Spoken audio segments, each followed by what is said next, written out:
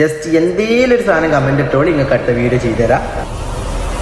Hi hello guys, അപ്പം ഇതിന്റെ മൂന്നാമത്തെ വീഡിയോ ആണ്. അപ്പം നമ്മൾ ആദ്യത്തെ 2 വീഡിയോ റൂം റെന്റ് കാര്യങ്ങളൊക്കെ ഇരുന്ന്, അപ്പൊ സത്യം പറഞ്ഞാൽ ഇതൊക്കെ വേണമെങ്കിൽ നമ്മളെങ്കിൽ ആദ്യം ഫണ്ട് വേണം. അപ്പം ഞാൻ കറന്റ് ഇപ്പം ഈ പരിപാടി സ്റ്റാർട്ട് ചെയ്യാൻ പോണത് സീറോ ക്യാപിറ്റലിനാണ്. ചില ലോണ്, ഇൻവെസ്റ്റ്മെന്റ്, സഹായം അങ്ങനെയൊക്കെയാണ്. അല്ലാതെ എൻ്റെ കയ്യിലായിട്ട് ആകെ കുറച്ച് എമൗണ്ടേ ഉള്ളൂ. അപ്പം ഫസ്റ്റ് നമുക്ക് ലോണിൻ്റെ കാര്യം നോക്കാം.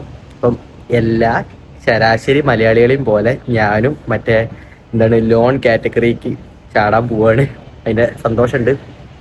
അപ്പം നമുക്ക് ലോണ് കിട്ടുമോ നോക്കാം. 2-3 സ്കീം ഞാൻ കണ്ട് ചെയ്യണു കോളേജിൽ നിന്ന് പഠിക്കുന്ന കാലത്ത്. ഈ സ്കീമൊക്കെ കിട്ടുമോ എന്നൊന്ന് നോക്കി നോക്കാം. നമ്മളെ സ്വന്തം ബാങ്കിൽ എത്തിക്കണേ.